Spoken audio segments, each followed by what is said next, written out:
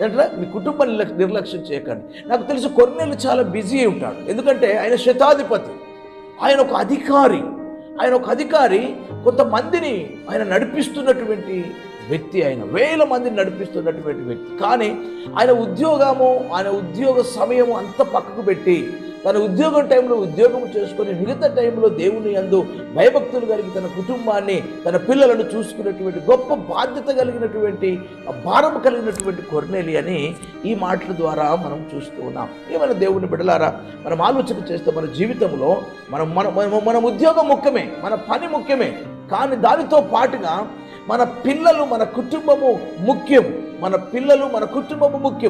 ఎందుకు అనంటే మనం కొన్నిసార్లు కొంతమంది జీవితాలలో తన ఉద్యోగమే ప్రాముఖ్యం. నాకు సమయం లేదండి, నేను ప్రార్థన చేసుకోలేనండి, నేను ఇంటికి వచ్చేసరికి సాయంత్రం అయిపోతుంది, రాత్రి అయిపోతుందండి, ఇక నేను పిల్లలతో గడపలేకపోతున్నాండి, వాళ్ళ ప్రార్థనలు